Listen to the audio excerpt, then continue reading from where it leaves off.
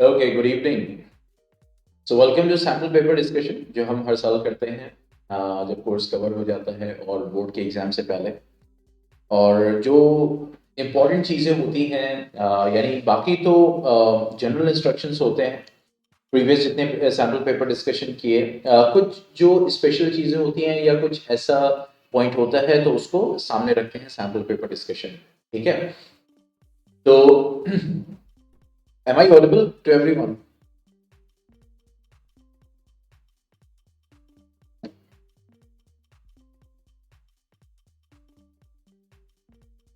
Okay, good. ठीक है, तो यहाँ पे साइंस सैम्पल पेपर डिस्कशन है। वालेकुम अस्सलाम। तो सबसे पहले हमें यह ध्यान रखना है, देखो कोई भी पेपर है, चाहे वो मैथ हो, फिजिक्स हो, केमिस्ट्री, मैथ हो, साइंस हो, सॉरी आईसीएसई दिमाग में आ गया था। ठीक है, मैथ हो, साइंस हो या फिर आपका एसएसटी हो या कंप्यूटर, मीज, इंग्लिश, हिंदी, अरबिक, उर्दू, मतलब जो कुछ है, तो उसमें आप सबसे पहले जो पेपर के इंस्ट्रक्शंस होते हैं वो जरूर उसको ध्यान में रखें। दूसरी चीज, जो आपको सैम्पल पेपर दिया गया, डिस्कशन एक सैम्पल पेपर का करना इसलिए जरूरी होता है, कभी कभी कुछ स्टूडेंट्स जो है उसको स्किप कर देते हैं, नहीं ज्यादा ध्यान देते, तो एटलीस्ट इसके बहाने जो है वो पता चलता है कि हाँ चलो आंसर कैसे लिखना है। अब जैसे साइंस की अगर हम बात करें, तो यहाँ पे जो क्वेश्चन पूछा गया है, जितना पूछा गया है उतना आंसर करें। इररिलेवेंट लिखने की जरूरत नहीं है, क्योंकि आप इररिलेवेंट लिखोगे, मोर देन एक्स्ट्रा लिखोगे, तो उससे टाइम वेस्ट होगा और उससे कोई आपको एक्स्ट्रा पॉइंट नहीं मिलने वाला। और उसी चीज को यहाँ डिस्कस करेंगे, क्योंकि जो ब्लूप्रिंट मार्किंग का बोर्ड की तरफ से दिया गया है, तो उससे हमें अंदाजा होगा कि देखो क्वेश्चन ये पूछा गया है और क्या लिखना चाहिए। ठीक है, तो जो भी उसके इंस्ट्रक्शंस होते हैं, रूल्स एंड रेगुलेशंस होते हैं, वो जरूर आपको पढ़ना चाहिए। दूसरा, जब हम कॉपी में अटेम्प्ट करते हैं तो हमारे आंसर्स क्लियर होने चाहिए। अच्छी राइटिंग का मतलब ये नहीं खूबसूरत लिखना, आपकी राइटिंग ऐसी होनी चाहिए कि आपके आंसर्स विजिबल हो अच्छे से, मतलब पढ़े जा सके। ठीक है, उसको खूबसूरत करने की जरूरत नहीं है, पढ़े जा सके इतना काफी है। तीसरा यह है कि जहां पॉसिबिलिटी हो पॉइंट्स में आंसर को लिखें, या फिर क्योंकि कभी कभी क्या होता है, क्वेश्चन जब हम अटेम्प्ट करते हैं तो जो आपके मींस आंसर का यूएसपी है, मतलब ये पॉइंट, ये टर्म्स कम से कम इस्तेमाल होने चाहिए उस क्वेश्चन में, क्योंकि उसी बेसिस पे कभी कभी मार्क्स डिसाइड होते हैं। ठीक है, तो वो क्लियरली दिखना चाहिए। जैसे मैं हमेशा कहता हूं कि एक क्वेश्चन में तीन पार्ट है, फॉर एग्जांपल लगातार तीन पार्ट है एक क्वेश्चन में। For example, what is reproduction, how many types of reproduction are there, explain asexual reproduction in detail. ठीक है, तो अब यहाँ पे वही चीज है कि एक ही क्वेश्चन में तीन पार्ट है, तो जो एक पार्ट है उसको आप एक पैराग्राफ में करने की कोशिश करें, दूसरा पार्ट दूसरे पैराग्राफ में करने की कोशिश करें। ठीक है, तीसरा पार्ट तीसरे पैराग्राफ में करने की कोशिश करें। ठीक है, तो इस टाइप से हम क्वेश्चंस को अटेम्प्ट करते हैं, ताकि ऐसा नहीं है कि एक क्वेश्चन में तीन पार्ट है तो तीनों को एक ही पैराग्राफ में उठा के लिख दिए। इससे क्या होगा कि आपके मार्क्स कटने के भी चांसेस हो सकते हैं, क्योंकि पूरा पैराग्राफ में लिखना, मेंशन करना, क्योंकि टीचर आंसर्स तो पढ़ते हैं लेकिन उसमें जो स्पेसिफिक पॉइंट्स होते हैं उनको सर्च करते हैं। अगर वो अवेलेबल होते हैं, अगर वो स्टूडेंट ने मेंशन किया है, तो मार्क्स मिल जाते हैं। ठीक है, तो वही मेरा ये हमेशा से रहा है, हमेशा स्टूडेंट्स को बोलता हूँ कि मार्क्स को स्ट्रॉन्ग करना है, मार्क्स को होल्ड करना है, मार्क्स को कटने नहीं देना है, ये याद रखिएगा। अभी सीबीएसई की तरफ से रिलीज किया हुआ सैंपल पेपर है। ठीक है,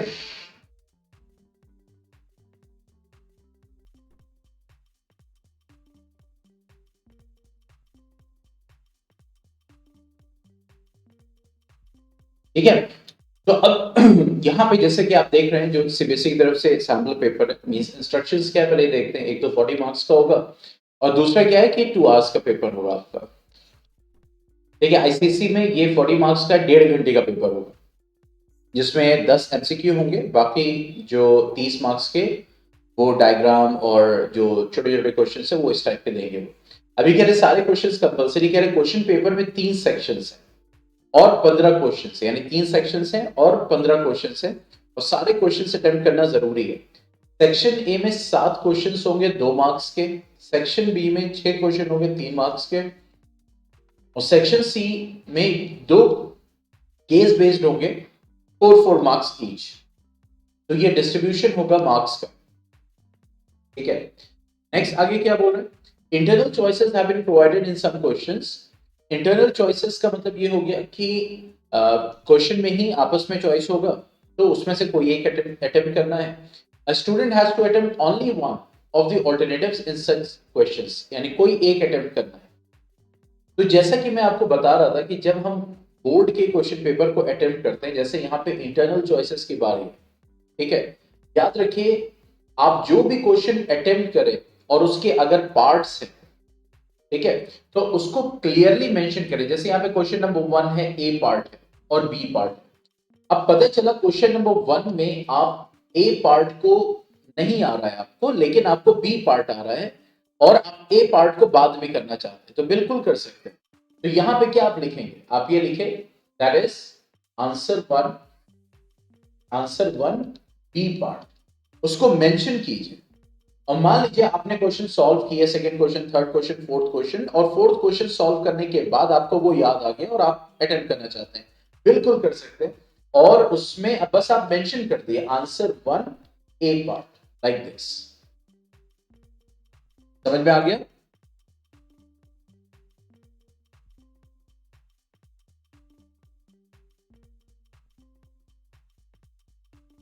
ठीक है। दूसरी चीज जो मैं कह रहा था, इंटरनल चॉइसेस।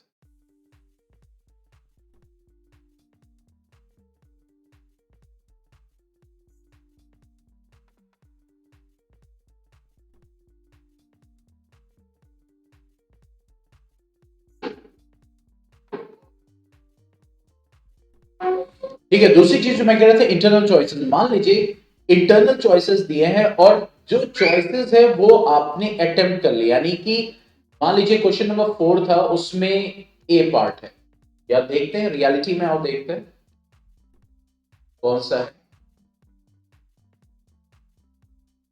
हाँ, जैसे यहां पे, जैसे ये फिफ्थ है, ठीक है। अब ये फिफ्थ है फॉर एग्जांपल, इसमें इंटरनल चॉइसेस गिवन है, यानी या तो ये वाला पार्ट या तो ये वाला पार्ट, ठीक है। अब अगर आपने दोनों अटेम्प्ट कर लिया तो कोई एक काउंट किया जाएगा, ठीक है, कोई एक काउंट किया जाएगा, ठीक है। और जो पहले अटेम्प्ट किया है वो काउंट किया जाए। पॉइंट को समझिएगा कि मान लीजिए एक क्वेश्चन है, उसके मान लीजिए 2 पार्ट है, 3 पार्ट है, इंटरनल चॉइसेस है, आपस में इंटरनल चॉइस है। अगर आपने सारे अटेम्प्ट कर लिए तो कोई एक काउंट किया जाएगा, और जो आपने पहले अटेम्प्ट किया है उसको पहले काउंट किया जाएगा, चाहे उसमें आपके कम मार्क्स आए चाहे ज्यादा मार्क्स है। तो हमेशा जो इंटरनल चॉइसेस अगर आपको अटेम्प्ट करना है तो वो वाला अटेम्प्ट कीजिए जो आपको आता है। और अगर आपको देखिए, मान लीजिए क्वेश्चन पर फिफ्थ अटेम्प्ट कर रहे थे, आपको ये वाला क्वेश्चन आपने अटेम्प्ट किया, ठीक है, लेकिन इसमें फंस गए, फिर आपने ये वाला अटेम्प्ट कर दिया, ठीक है, आपने क्वेश्चन नंबर 5 किया और उसको सॉल्व किया, ये वाला आप पहले कर रहे, नीचे वाला यही वाला आप कर रहे, यानी ये वाला आप नहीं करना चाहते, आपने अटेम्प्ट किया, लेकिन आप देख रहे हैं कि यार मुझे लग रहा था मैं कर लूंगा लेकिन फंस गया, फिर आपने ये वाला पोर्शन उठाया, उसको भी उठा के कर दिया, ठीक है। तो अगर आपको कंफर्म है कि ये जो लास्ट वाला आपने किया है ये एकदम बेस्ट है, इसमें मुझे मार्क्स मिल सकते हैं, तो पहले वाले को ऐसे काट दो बस एक लाइन से, तब ये अनअटेम्प्टेड कंसिडर किया जाएगा। वरना अगर आप नहीं काटोगे तो इसी को कंसिडर किया जाएगा, इसको कंसिडर नहीं किया जाएगा। पॉइंट समझ में आया?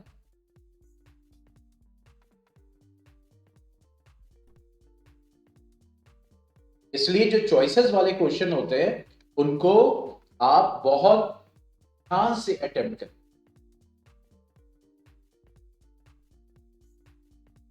ठीक है, अब जैसे यहां पे क्वेश्चन है, चलो इसको देखते हैं। Question number 1 section A 2 marks के हैं, ठीक है। अब देखो यहां पे बोल रहा है the table shows the electronic structure of 4 elements, 4 elements है पी क्यू आर एस, और उनका इलेक्ट्रॉनिक कॉन्फ़िगरेशन दिया हुआ है।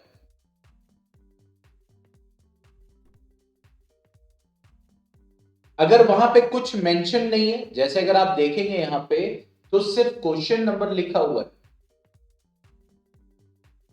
देखो यहाँ पे क्वेश्चन नंबर लिखा हुआ है, सिर्फ उसका कोई भी यहाँ पे सब पार्ट नहीं लिखा हुआ है, देखो कुछ नहीं लिखा हुआ है, तो आपको कुछ मेंशन करने की नहीं जरूरत है, सिर्फ आप आंसर 5 लिखिए और इस क्वेश्चन को सॉल्व कर दीजिए बस। अगर यहाँ ऐसे लिखा होता ए बी तो हम लिखते आंसर 5 बी पर, लाइक दिस। या कभी कभी ऐसे भी देते हैं 5 और 5 डैश, ऐसा भी कभी कभी बोल्ड करते हैं। ठीक है, तो अगर 5 डैश अटेम्प्ट कर रहे हैं तो हम लिखेंगे आंसर 5 डैश। ठीक है, समझ में आ गया?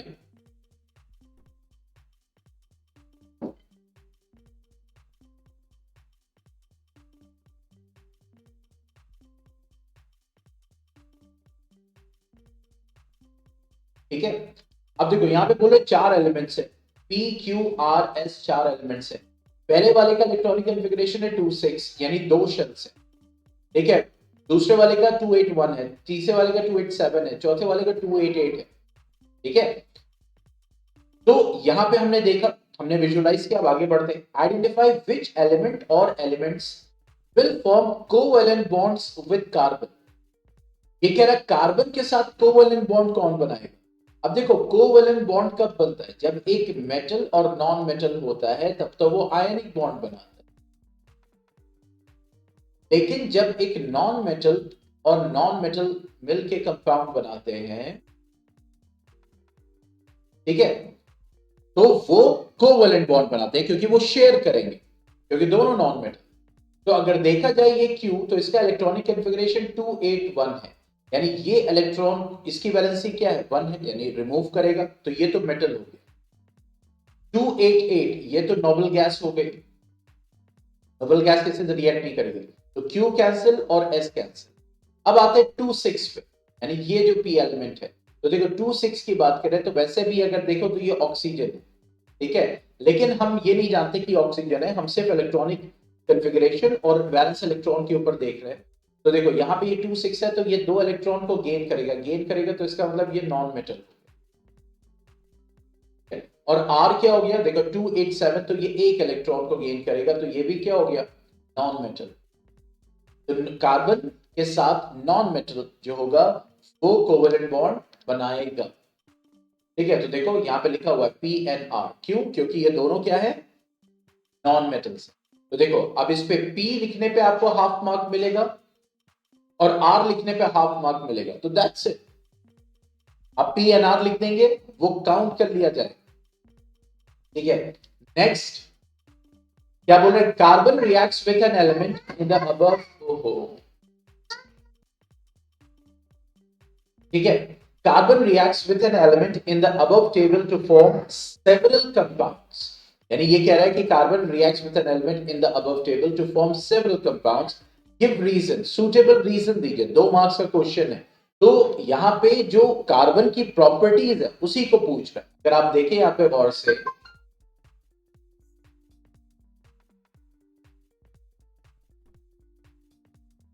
ठीक है, तो देखो कार्बन हैज अ वैलेंसी 4 और टेट्रावैलेंसी एंड कैटिनेशन। तो देखो यहाँ पे टेट्रावैलेंसी की बात हो रही है और कैटिनेशन की बात हो रही है, तभी कार्बन जो है एक एलिमेंट से रिएक्ट करने पे कई तरह के कंपाउंड बना सकता है। ठीक है, जो हमने पढ़ा था कि कार्बन जो है डाइवर्सिटी शो करता है, तो 2 रीजन क्या हो गए, टेट्रा, तो इस टेट्रावैलेंसी को यूज करने पे ही आपको मार्क मिलेगा। ठीक है, और दूसरा रीजन क्या है, कैटिनेशन, तो उसके ऊपर आपके हाफ मार्क्स है। ठीक है, तो हाफ प्लस हाफ होगा, इसके लिए हाफ मिल जाएगा। अब आप कहेंगे सर क्या इस पूरे को लिखने की जरूरत नहीं है, जरूरत है, स्टेटमेंट तो लिखोगे ना, लेकिन जैसे मैंने कहा,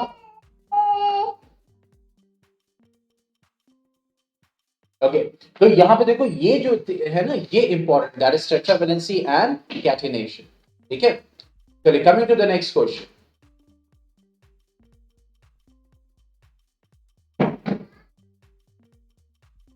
अब सेकंड क्वेश्चन में क्या बोला, डायग्राम बिलो शोड्स a period means chart of a periodic table है, और हम ये जानते हैं कि लेफ्ट साइड में पूरा ये जो पूरा है लेफ्ट और सेंटर पूरा मेटल होता है, बीच में मेटलॉइड होता है, फिर यहाँ पे इधर क्या होता है, नॉन मेटल होता है, मतलब एक आइडिया हमने आपको दिया।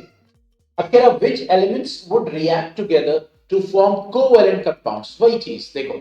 अब वो एलिमेंट यहाँ पे ये कह रहा है कि जो रिएक्ट करके कोवेलेंट कंपाउंड्स बनाएंगे। तो कोवेलेंट कंपाउंड्स कौन बनाते हैं? Non metal. ठीक है, तो अगर ये देखो तुम, ये हमारा फर्स्ट पीरियड है, ये सेकंड पीरियड, ये थर्ड पीरियड है, ये फोर्थ पीरियड। तो एक्सट्रीम राइट में अगर तुम जाओ यहां पे, तो ये हमारा सेकंड पीरियड का 17th ग्रुप है।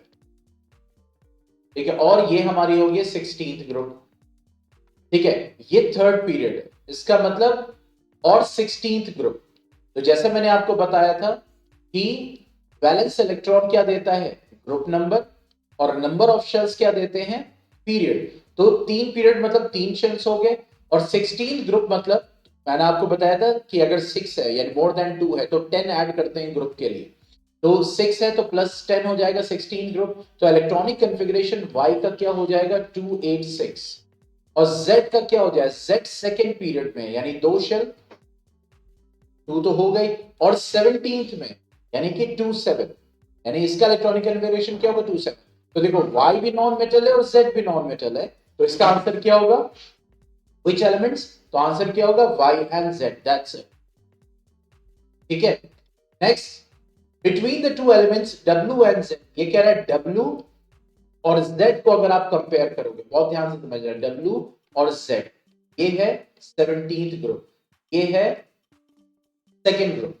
तो which will have a bigger atomic radius, इसका एटॉमिक रेडियस सबसे ज्यादा होगा। तो देखो जैसे जैसे हम नीचे जाते हैं नंबर ऑफ शेल्स बढ़ते जाएंगे, मतलब ये फर्स्ट पीरियड है तो 1 शेल होगा, इसमें 2 शेल होगा, इसमें 3 शेल्स हो गए, इसमें 4 शेल्स होंगे। तो इसका मतलब W जहां पे अभी लाइक कर रहा है तो इसके इलेक्ट्रॉनिक कॉन्फ़िगरेशन में 4 शेल्स हैं, तो इसका मतलब इसका एक तो साइज बड़ा होगा। अगर Z की बात करो तो एक तो ये एक्सट्रीम राइट में, और हमने ये पढ़ा था कि जब हम लेफ्ट टू राइट जाते हैं पीरियड में तो एटॉमिक साइज डिक्रीज करता चला जाता है। ठीक है, तो एक तो Z एक्सट्रीम राइट में है, इसका मतलब कि सेकेंड पीरियड में सबसे छोटा साइज होगा इसका। ठीक है, और मान लो यहां पे हमने कोई एलिमेंट A लिया, तो ये बताओ ये जो A होगा, इस A का साइज Z से बड़ा होगा कि नहीं होगा? अगर इसी में देखो फ्रॉम टॉप टू बॉटम,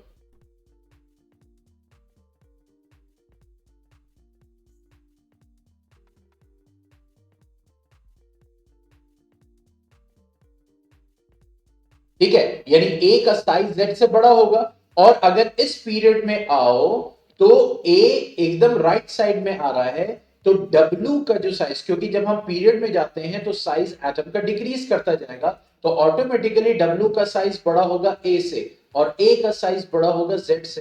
तो दोनों में यानी Z और W में W का साइज बड़ा होगा। ठीक है,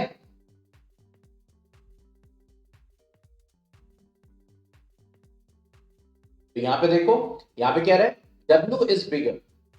Why? Because down the group number of shells increases. This is the reason. तो यहां पे आप ऐसे लिख सकते हैं W is bigger. Why? Because as we move down the group, the atomic size increases due to the increase in the number of shells. तो इस तरीके से भी हम लिख सकते हैं। तो देखो बिगर लिखने का हाफ मार्क, और फिर उसके बाद रीजन लिखने का हाफ मार्क है। ठीक है, तो आप देखिए ये समझते भी जाइए कि मार्किंग कैसे होती है।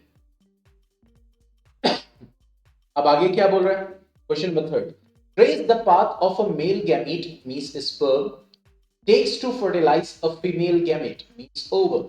यानी वो पाथ पूरा ट्रेस कीजिए आप कि कैसे means male gamete female gamete को फर्टिलाइज करता है after being release from the penis.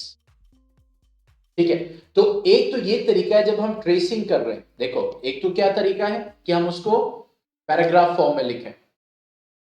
ठीक है, तो एक मेथड आपको ये बताया करने का, दूसरा मेथड क्या बताया, दोनों डिस्कस करेंगे कि कैसे देखो आंसर लिखना है। तो कह रहा male gamete travels in the female, क्योंकि ट्रेस करना है आपको, लिखना है। ठीक है, अगर ये 1 मार्क में होता है, हाफ मार्क में होता है, तो हम सिर्फ फ्लो चार्ट बना देते। ठीक है, क्योंकि हमें पाथ को ट्रेस करना है। कैसे बनाते? मींस सपोज कर रहे 1 मार्क में आया, तो first vagina, then uterus, then fallopian tube, this is the path, यहां पे जाएगा, क्योंकि फेलोपियन ट्यूब में ही क्या होगा, आपका साइट ऑफ फर्टिलाइजेशन होगा। लेकिन चूंकि ये 2 मार्क्स में है, तो देखो male gamete travels in the female reproductive tract after being released, the path which it takes to fertilize the female gamete is vagina, then uterus, then fallopian tube, resulting in a zygote। तो देखो यहां पे जरा गौर से देखो, इसको mention, क्योंकि जो पार्ट है उसको मेंशन करने पे आपको मार्क्स मिला। आपने सारी कहानियां लिख दी लेकिन मेन चीज नहीं लिखी, तो आपको मार्क्स पूरे नहीं मिलेंगे, हो सकता है 0 भी मिले। यही मैं कह रहा था कि जब देखते हैं, जब आंसर को पढ़ते हैं, थोड़ी बहुत अगर माइन्यूट ग्रामेटिकल मिस्टेक है तो वो भी इग्नोर की जाती है। साइंस की मैं बात कर रहा हूं, इंग्लिश में नहीं, लैंग्वेज की बात नहीं कर रहा हूं, ठीक है। तो यूट्रस देखो half mark, fallopian tube half mark, result means ये बताया जा रहा है टीचर से कि अगर स्टूडेंट ने ये चीजें और ठीक ठाक आंसर लिखा है तो आप इसमें मार्क्स दे सकते हैं, ठीक है। अब देखो दूसरा तरीका क्या बताया, दूसरा क्या तरीका अटेम्प्ट करने का इस आंसर को, कि एक आप ह्यूमन फीमेल रिप्रोडक्टिव सिस्टम बनाएं, मतलब एक ट्रेस आउट के लिए, not very detailed one, okay, और उसके बाद उसमें पैसेज को शो करें कि कैसे कैसे स्पर्म मूव करेंगे, vagina, then uterus, then fallopian tube, then fertilization, यानी उस पूरे स्ट्रक्चर को बनाने के बाद, ठीक है। तो 2 तरीके हैं इस आंसर को अटेम्प्ट करने के लिए, एक तो डायग्राम बना के उसमें ट्रेसिंग कर दीजिए, और मैंने आपको पहले ही क्या है कि human female human reproductive system यानी मेल एंड फीमेल, इसको अच्छे से स्टडी कीजिएगा, क्योंकि लेबलिंग के लिए भी आ सकता है, लेबल द पार्ट्स, ठीक है। तो ये दूसरा तरीका है। इस क्वेश्चन को समझ में आ गया कि देखो क्वेश्चन को कैसे अटेम्प्ट किया जा रहा है, तो इसमें डाउट?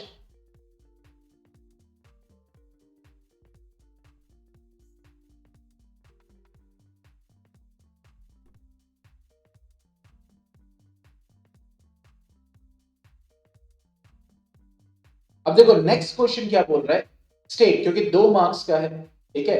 तो अगर आप यहां पे गौर से देखें इसको, तो आधे मार्क्स का ये क्वेश्चन है, 1.5 मार्क्स का ये क्वेश्चन, यानी कि ऐसे डिस्ट्रीब्यूट किया गया मार्क्स। तो नेक्स्ट क्या बोल रहा है, state the number of sets of chromosome present in a zygote, यानी number of sets of chromosome, यानी कितने सेट्स ऑफ क्रोमोसोम होते हैं जाइगोट में।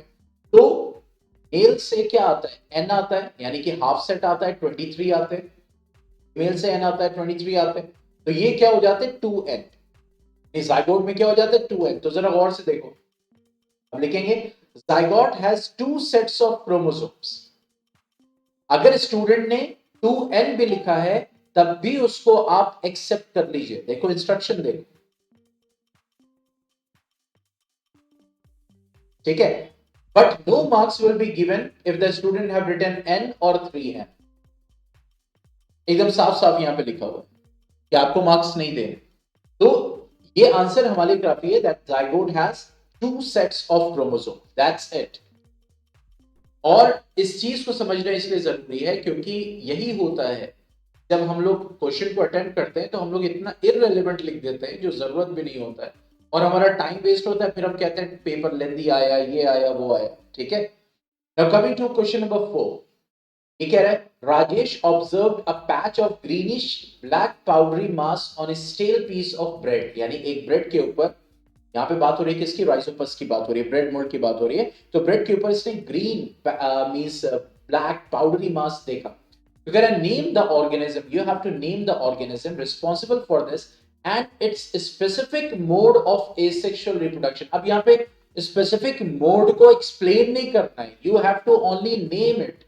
अगर यहाँ पे लिखा होता है name the organism responsible for this and briefly explain its specific mode of asexual reproduction, तो वहां पे हम उसको explain करते हैं. तो यहाँ पे देखो जैसे बात हो रही the greenish, see the answer. The greenish black powdery mass on a stale piece of bread is due to bread mold. Rhizopus, देखो scientific name भी उन्होंने किया, which reproduces by spore formation. That's it. ठीक है, अब आगे क्या बोल रहे हैं, name its vegetative and reproductive parts, यानी उसको आपका वेजिटेटिव और रिप्रोडक्टिव पार्ट आपको बताना है। तो जब हम लोग स्पोर फॉर्मेशन को डिस्कस कर रहे थे उसमें भी हम लोगों ने डिस्कस किया था, ठीक है, कि हाइफी जो थ्रेड लाइक स्ट्रक्चर होता है, hyphae are the vegetative part, और जो टाइनी इस टाइप से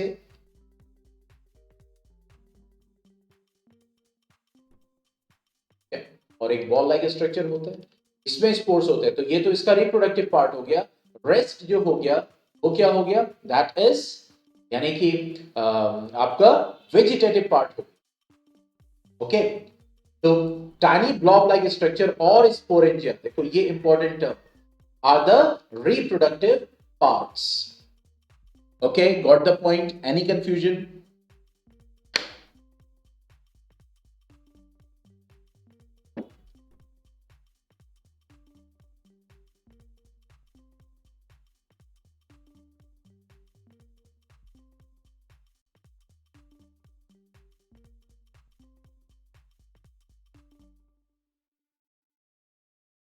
अब आते हैं क्वेश्चन नंबर 5 पे। Mustard was growing in two fields, यानी दो फील्ड्स में मस्टर्ड ग्रो कर रहे थे, फील्ड ए और field, okay. While field A produce brown color seeds, field B produce yellow color seeds, यानी कि फील्ड ए में जो मस्टर्ड थी, सरसों थी, उसमें क्या ब्राउन कलर के सीड्स प्रोड्यूस हुए, और फील्ड बी में येलो कलर के सीड्स प्रोड्यूस हुए। ए ब्राउन कलर सीड्स और field B yellow colour seeds, ठीक है। आगे क्या बोल रहा है, it was observe that in field A the offspring showed only the parental trait, यानी इस फील्ड में जो थे उन्होंने वो सिर्फ और सिर्फ, यानी ये अगर ब्राउन कलर सीड अगर है तो that only show the parental trait for consecutive generations, whereas यानी इन्होंने पैरेंटल ट्रेट को शो किया। और field B majority of the offspring showed a variation in the progeny, यानी ये जो इसमें येलो कलर क्या आ रहा है, तो इस फील्ड बी में जो हमें मिले ऑफस्प्रिंग्स मिले, तो उनके अंदर हमें क्या दिखा, वेरिएशन दिखा। फील्ड ए में ज्यादातर सब पैरेंटल ट्रेट, ओके, ज्यादातर नहीं, ओनली द पैरेंटल ट्रेट, सिर्फ पैरेंटल ट्रेट है, उसके अलावा कुछ नहीं। तो कह रहे what are the probable reasons for this, यानी क्या रीजन हो सकता है कि इसमें हमें पैरेंटल ट्रेट ही सिर्फ मिले और इसमें हमें वेरिएशन दिखा। तो यहां पे इनडायरेक्टली देखो, आप क्वेश्चन को देखो कैसे डिजाइन किया गया, पूछ रहे थे बेसेक्सुअल सेक्सुअल के बारे में, दैट्स इट।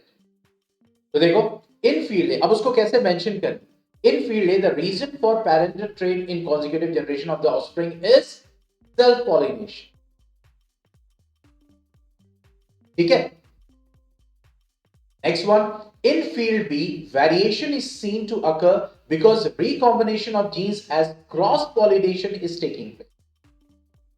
तो यहां पे वही चीज है कि अगर अच्छा asexual sexual, sorry my mistake, यहां पे मस्टर्ड प्लांट था, मैं थोड़ा सा दूसरी तरफ चला गया था। देखो यहां पे वही चीज है कि यहां पे जो पूछ रहा है ये डायरेक्टली और इनडायरेक्टली पॉलिनेशन के बारे में पूछ रहा है, क्योंकि अगर मस्टर्ड प्लांट की अगर हम बात करें तो mustard will grow with sexual reproduction, लेकिन पैरेंटल ट्रेट अगर दिख रहा है यहाँ पे, तो पैरेंटल ट्रेट दिखने का मतलब ये हो गया कि जो पॉलिनेशन हो रहा है वो सेल्फ पॉलिनेशन हो रहा है, मींस आपस में पॉलिनेशन हो रहा है। सेल्फ पॉलिनेशन किसको कहते हैं, जब विद इन फ्लावर मींस एक एंथर और एक स्टिग्मा, यानी उसी पे आ जाए, या एक ही प्लांट पे एक फ्लावर से दूसरे फ्लावर के ऊपर पॉलिनेशन हो, ठीक है। तो उससे किसी दूसरे वैरायटी या किसी दूसरे प्लांट का कैरेक्टर तो आएगा ही नहीं, वो आपस में ही पॉलिनेट कर रहा है, सेल्फ पॉलिनेशन हो रहा है। लेकिन जब क्रॉस पॉलिनेशन होगा मींस एक प्लांट के एंथर से दूसरे प्लांट के स्टिग्मा पे, तब वहां पे वेरिएशन के चांसेस है, ठीक है। ये रीजन है। दूसरा क्या पूछ रहा है, या फिर अगर ये अटेम्प्ट कर रहा है in an asexually reproducing species, यानी एक स्पीशीज है जो सिर्फ एसेक्सुअली रिप्रोड्यूस कर रही है, और एसेक्सुअली रिप्रोडक्शन अगर हो रहा है तो इसका मतलब क्या हो गया, वेरिएशन नहीं होगा, वेरिएशन नहीं होगा, ठीक है। तो ये कह रहा है कि एक ट्रेट एक्स है, कोई भी एक ट्रेट एक्स है जो 5% पॉपुलेशन में ही सिर्फ है, और एक ट्रेट वाई है जो 70% पॉपुलेशन में है, यानी एक ट्रेट एक्स है, कोई सा भी एक ट्रेट है जो 5% पॉपुलेशन में ही एग्जिस्ट कर रहा है, दूसरा ट्रेट वाई 70% में पॉपुलेशन में एग्जिस्ट कर रहा है। तो ये कह रहा है दोनों ट्रेट्स में से कौन सा ट्रेट पहले आया होगा।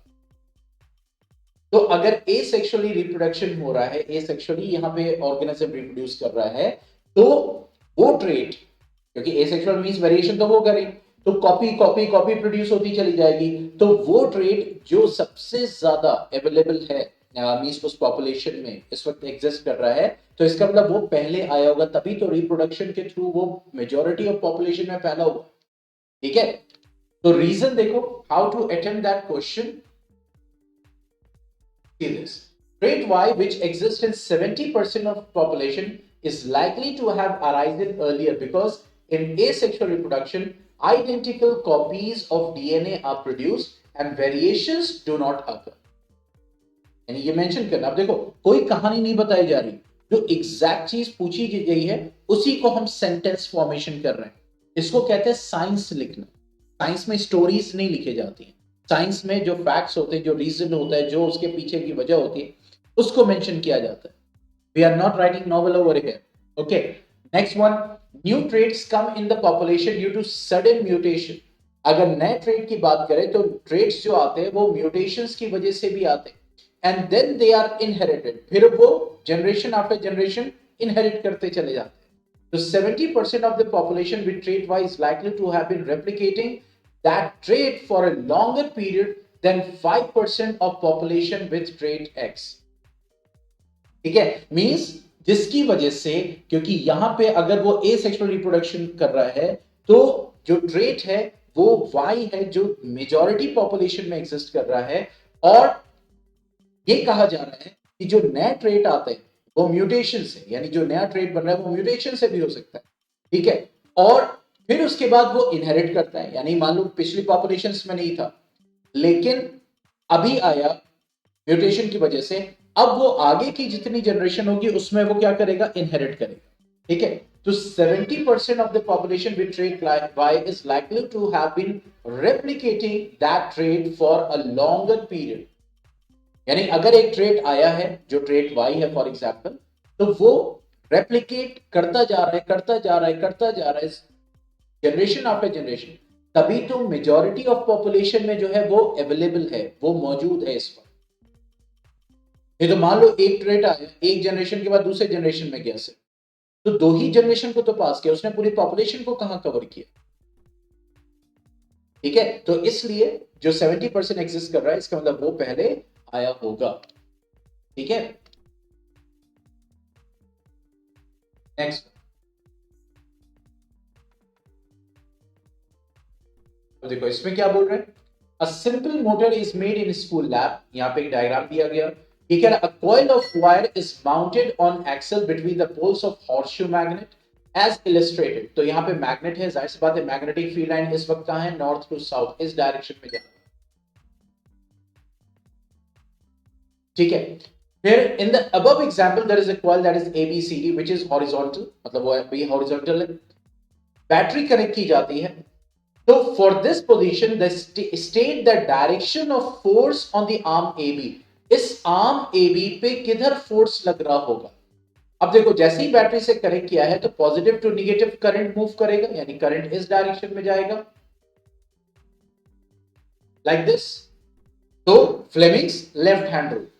तो अब यहां पे क्या हो जाएगा, देखो मैग्नेटिक फील्ड कहां जा रही है, मैग्नेटिक फील्ड जा रही है from left to right, that is north to south. Current किधर जा रहा है, करंट A से B की तरफ जा रहा है, सामने की तरफ, मेरे साथ साथ करते जाइए। ठीक है, देखो किधर जा रहा है, सामने की तरफ। तो देखो फोर्स किधर लगेगा, फोर्स किधर लगेगा, डाउनवर्ड डायरेक्शन। तो यहां पे क्या होगा, डाउनवर्ड डायरेक्शन। ठीक है, तो left hand rule, Fleming's left hand rule किसके लिए होता है, जब हम डायरेक्शन ऑफ फोर्स निकालते हैं।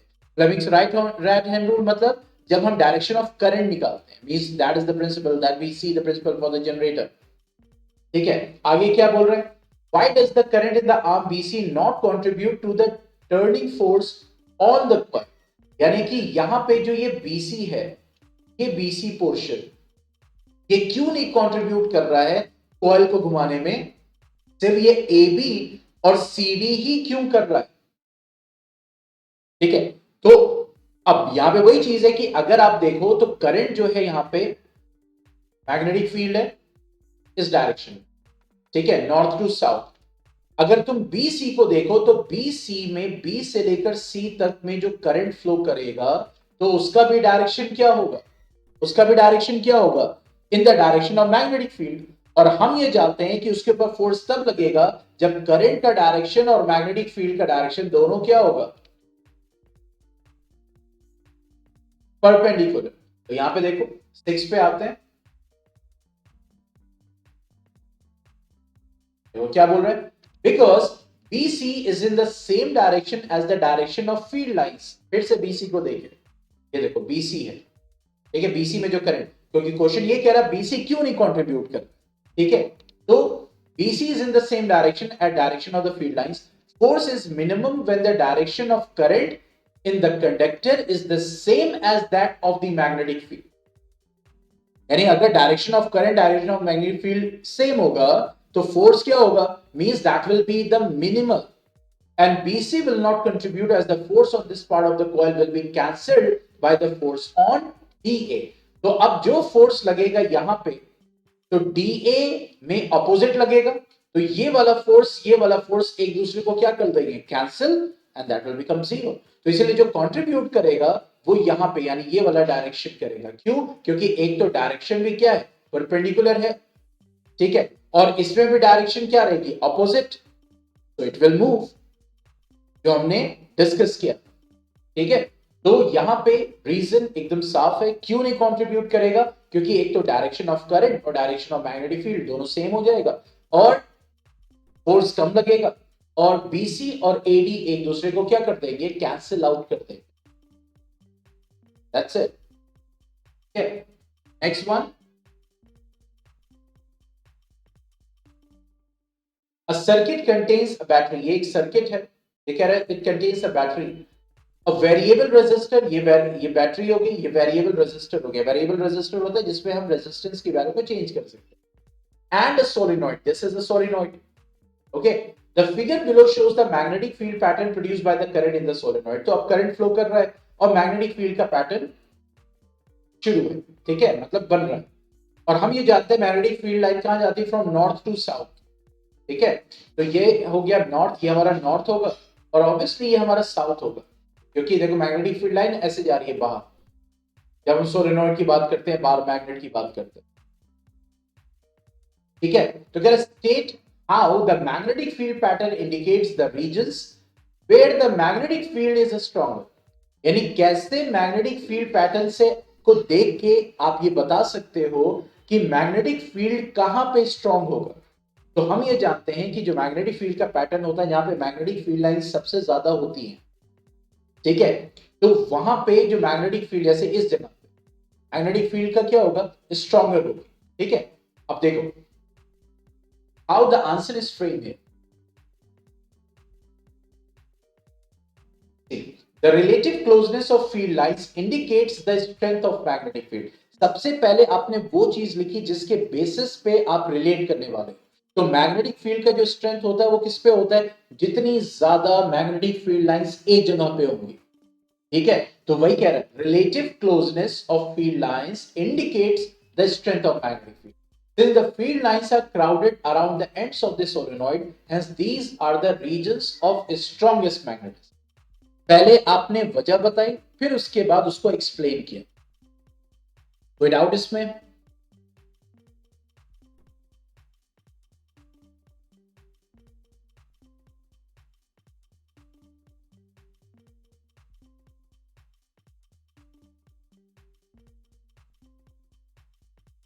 ठीक है, ये वजह होगी, मींस कहां पे होगा, जहां पे मैग्नेटिक फील्ड लाइंस एग्रीगेटेड ज्यादा होगी, जहां पे करीब करीब होगी, सबसे ज्यादा जहां पे होगी, और हम जानते हैं कि number of magnetic field lines that is called what the magnetic flux, okay. Next क्या बोल रहा है क्वेश्चन,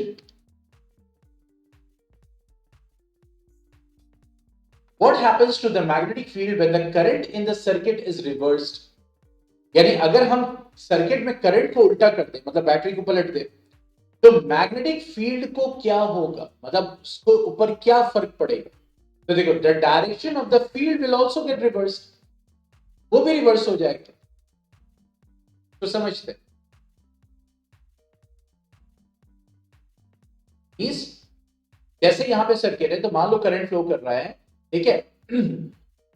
तो अब यहां पे क्या हो रहा है, this is north, this is south, यानी मैग्नेटिक फील्ड लाइन यहां से निकल के और साउथ पे जा, तो अगर आप करंट का डायरेक्शन चेंज कर दो, यानी इस बैटरी को रिवर्स कर दोगे लाइक दिस, लाइक दिस, तो चेंज क्या आएगा, अब मैग्नेटिक फील्ड लाइन जैसे यहां पे जा रही है, अब ये रिवर्स कर दे इस डायरेक्शन में, यानी अब ये नॉर्थ बन जाएगा और ये साउथ बन जाएगा।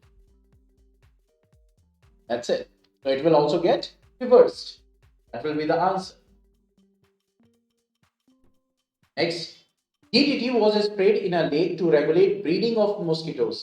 यानी कि मॉस्किटो ब्रीड ना करें, जिसकी वजह से लेक में डीडीटी को स्प्रे किया गया, that is dichlorodiphenyl tetrachloroethane. How would it affect the trophic levels in the following food chain associated with lake? तो ये ट्रॉफिक लेवल्स पे कैसे इफेक्ट करेगा, जस्टिफाई योर आंसर। तो देखो यहाँ पे इनडायरेक्टली किसको पूछ रहे हैं, बायो मैग्निफिकेशन को पूछ, ठीक है। देखो आंसर कैसे फ्रेम किया गया, अब देखो बुलेट्स में, समझ लो। तो अगर आपको एम्फोसाइज करना है अपने कि हाँ मेरा जो पॉइंट है ये सारी चीजें हैं उसमें मेंशन रहे, जैसे यहाँ पे देखो सबसे पहले किसको मेंशन किया गया है, नॉन बायोडिग्रेडेबल। पॉइंट्स देखो कैसे आंसर को स्ट्रॉन्ग करना है, कैसे आंसर को अच्छा करना है। तो DDT is being a non-biodegradable pesticide will enter the food chain from the first trophic level। क्योंकि क्वेश्चन में ये पूछा जा रहा था कि स्प्रे किया गया तो कैसे ये ट्रॉफिक लेवल को इफेक्ट करेगा, जरा इसको एक्सप्लेन कीजिए, अपने आंसर को जस्टिफाई कीजिए, ठीक है। तो यहाँ पे क्योंकि नॉन बायोडिग्रेडेबल है, इस वजह से ये सबसे पहले फूड चेन में एंटर करेगा थ्रू प्लैंक्टन्स, जो एक्वेटिक है। The non-biodegradable pesticide accumulate progressively at each trophic level. This is known as biomagnification or biological magnification। यानी जैसे जैसे ऑर्गेनिज्म रिपीटेड ईटिंग होगी, फूड चेन बनती चली जाएगी, तो trophic level to trophic level क्या होगा, अब जो कंसेंट्रेशन ऑफ दैट पेस्टिसाइड है वो बढ़ता जाएगा, उसको बायोमैग्निफिकेशन कहते हैं, उसके बारे में लिखा। And the hawk will have, क्योंकि यहाँ पे देखो यहाँ पे कह रहा है कि एसोसिएट कीजिए, अब आगे क्या बोल रहा है, the hawk will have the highest level of pesticide. तो चूंकि ये बताना था कि एग्जामिनर को भी कि हमें ये पता है कि बायोमैग्निफिकेशन भी ये नहीं है कि यहाँ पे सबसे कम होगा, यहाँ पे सबसे ज्यादा होगा, या यहाँ पे सबसे कम होगा, यहाँ पे सबसे ज्यादा। This one is correct, this one is wrong. तो हमने ये भी बता दिया कि हॉक में जो है डीडीटी का कंसेंट्रेशन क्या होगा, सबसे ज्यादा होगा। तो देखो कैसे बुलेट्स के फॉर्म में आंसर को फ्रेम किया गया, तो बेटर है आप इस फॉर्म में लिखें। नेक्स्ट वन,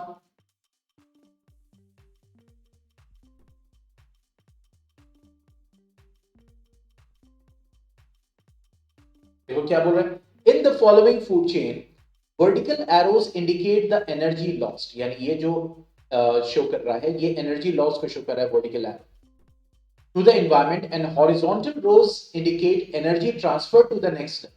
तो जैसे हमने बताया था 10% लॉ, कि मान लो जो सन की एनर्जी आती है, जो प्रोड्यूसर होता है वो उसका सिर्फ 1% कंज्यूम करता है, उसके बाद नेक्स्ट क्या होता है, 10% ट्रांसफर होता है, 90% क्या हो जाता है, लॉस।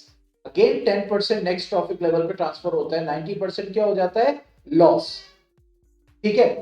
तो यहां पे वही चीज है कि यहां पे कह रहा है वर्टिकल एरो एनर्जी लॉस को शो कर रहा है, और ये जो हॉरिजॉन्टल एरो है ये एनर्जी ट्रांसफर को शो कर रहा है। Which one of the three vertical arrows A, C and E, and which of the two horizontal arrows B and D will represent more energy? Give reason for your answer। Reason भी दे रहे, तो कह रहा है कि will represent more energy transfer। सबसे ज्यादा एनर्जी ट्रांसफर कौन रिप्रेजेंट करे, बताइए। सबसे ज्यादा एनर्जी ट्रांसफर कौन सा एरो रिप्रेजेंट करेगा,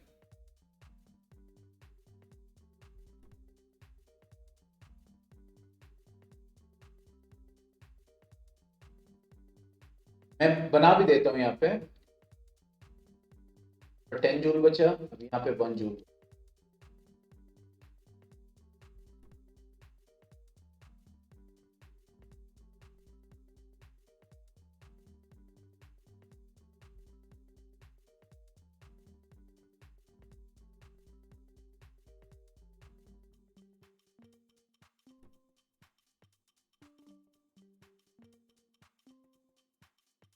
जी बताइए। सबसे ज्यादा एनर्जी ट्रांसफर वो रिप्रेजेंट करेगा जब सबके पास एनर्जी, जिसके पास एनर्जी ज्यादा होगी। तो जैसे जैसे फूड चेन आगे बढ़ती जाएगी तो 10% आगे जा रहा है, तो ऑब्वियसली हर एरो जो आगे है वो कम से कम एनर्जी को रिप्रेजेंट करेगा ना। जैसे यहां पे 100 जूल टोटल है, तो 10% के हिसाब से 10 जूल यहां आ गया, 90 जूल यहां रह गया, यानी वेस्ट हो गया। फिर उसके बाद 10 जूल का 1 जूल आ गया है, तो 9 जूल जो है वो वेस्ट हो गया। अब 1 जूल का आगे अगर जाएगा टाइगर के आगे, तो सिर्फ 0.1 जूल, इतना बचेगा ही नहीं कि आगे वाले ट्रॉफिक लेवल को वो कर सके। इसीलिए आपने देखा होगा जो टॉप पे होते हैं, यानी बाकी पूरे फूड चेन में रिपीटेड ईटिंग चल रही है, एक को दूसरा खा रहा है, दूसरे को तीसरा खा रहा है, ये पूरा चल रहा है। लेकिन जो जनरली टॉप पे होते हैं, तो आपने देखा होगा वो किसी का जनरल फूड नहीं होते। मेरे टर्म को समझिएगा, general food.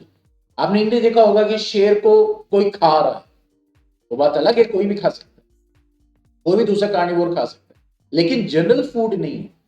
Elephant general food नहीं है, पैन जनरल फूड नहीं है, ईगल जनरल फूड नहीं है कि उसको भी कोई खा रहा है, क्रोकोडाइल जनरल फूड नहीं है।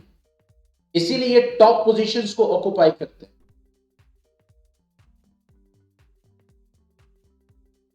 पॉइंट समझ में आ रहा है? गेटिंग माय पॉइंट और नॉट? तो इसीलिए देखो यहां पे क्या बोल रहा है, A will represent more energy transferred as compare to C and E. A जितना एनर्जी ट्रांसफर कर देगा, अब उसके आगे उतनी एनर्जी ट्रांसफर नहीं होगी। And B will represent more energy transfer as compare to D. ठीक है, देखो यहां पे ए को कंपेयर किया जा रहा है सी और ई से, ये यानी इनको इनको इनमें, तो यहां पे ये जो ए है it will transfer more energy to the environment वापस। और अगर बी और डी में अगर कंपेयर करोगे, तो B will transfer more energy than D, क्योंकि आगे जैसे जैसे बढ़ते जाएंगे वो चीज कम होती है। रीजन देना, so when green plants are eaten by primary consumers, means herbivores, a great deal of energy is lost as heat to the environment, यानी as a heat energy का loss होता है। Some amount goes into digestion and in doing work, and the rest goes towards the growth and reproduction. तो वही वो कह रहा है कि वो जो 10% आगे जा रहा है, उसके अलावा जो 90% था वो कहां कहां इस्तेमाल हो रहा है, तो in the form of heat, in doing work, in digestion, growth, reproduction, इन सब में यूज हो रहा है। तो 10% जो है आगे पहुंच पा रहा है।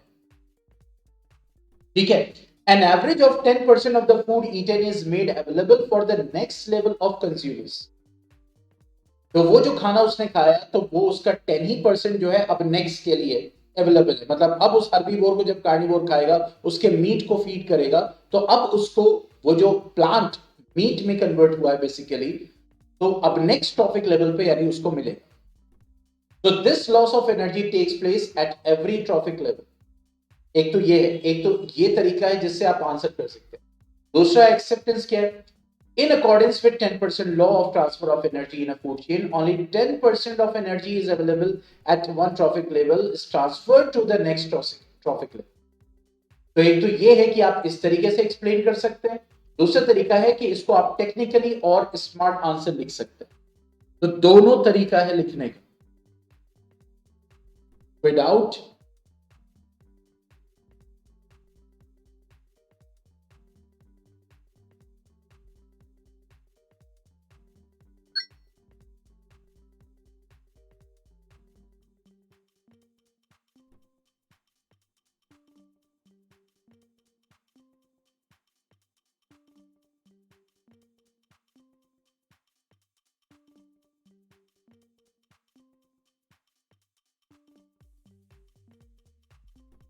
ठीक है। अब सेक्शन बी और section C we will cover tomorrow इंशाल्लाह।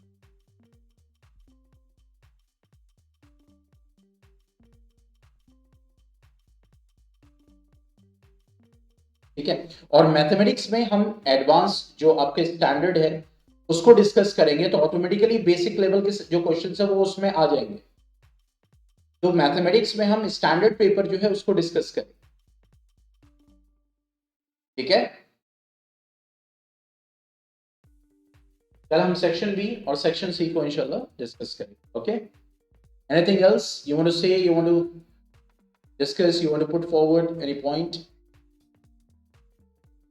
अच्छा ये बताओ दुबई वालों, ये बताओ कि और थोड़ा पहले नहीं हो सकता? क्या पॉसिबल है 5 बजे, 4:30 बजे इंडिया के? मैं पूछ रहा हूं, ऐसे ही पूछ रहा हूं, just want to take update.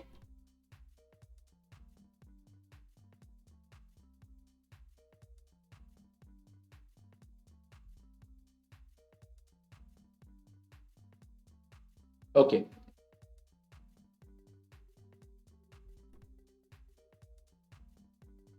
चलो, टारगेट यही है कि सैटरडे तक, एक्चुअली क्या है ना कि स्कूल में इंस्पेक्शन वाला वर्क चल रहा है ना पूरे +2 के एफिलिएशन का, तो इसीलिए कल मैंने क्लास नहीं ली थी।